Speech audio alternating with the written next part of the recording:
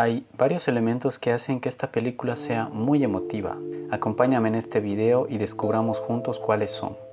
Para contarles un poco de la película, The Quiet Girl se hizo en el año 2022. Está escrita y dirigida por Colm Barrett, que basó su historia en un libro llamado Foster, del año 2010 de Claire Keegan. La historia nos cuenta la vida de Kate y cómo ella debe mudarse a la casa de una prima lejana de su madre.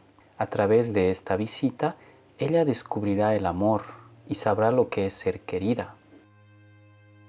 Este es el primer elemento que hace que esta película sea tan emotiva, y es que el amor es una de las emociones más fuertes que podemos sentir como humanos. Así que si la película va a tratar de esto, pues ya tiene el 50% asegurado, solo queda que los otros elementos no la desequilibren. A través de una dulzura y una parsimonía en todos los elementos técnicos de la película, nos guía en una historia que tiene un ritmo narrativo lento, que requiere paciencia, que requiere una atención al detalle y enfocarse en los personajes. Es así que debo mencionar el otro elemento que amplifica la emoción de esta película, y es el hecho de que está encuadrada en una proporción de 4:3. La pantalla está mucho más cerrada a nivel horizontal y esto hace que el espacio en el que aparecen los distintos planos sea más cerrado y estemos más inmersos en la historia. Como tercer elemento puedo mencionar que el director hace muchas tomas al nivel de Kate, todo esto para tratar de mostrarnos su punto de vista y sumergirnos más en la emoción que ella puede estar sintiendo. Como cuarto elemento vemos la música. Esta se usa de manera muy precisa en momentos específicos de la película. Es así que escuchamos esta música en el primer acto, cuando Kate está recibiendo amor y estamos descubriendo la manera de ser de Evelyn.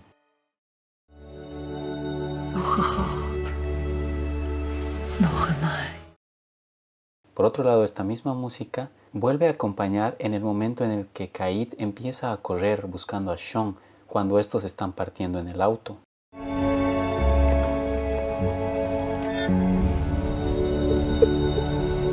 La canción transmite melancolía, dolor y tristeza, que puede describir perfectamente las emociones que siente Kate, sobre todo cuando está con su familia paterna. Pero al mismo tiempo, esta música integra elementos de dicha, de calma y de pasividad, que son justamente las emociones que Kate siente con Evelyn y Sean.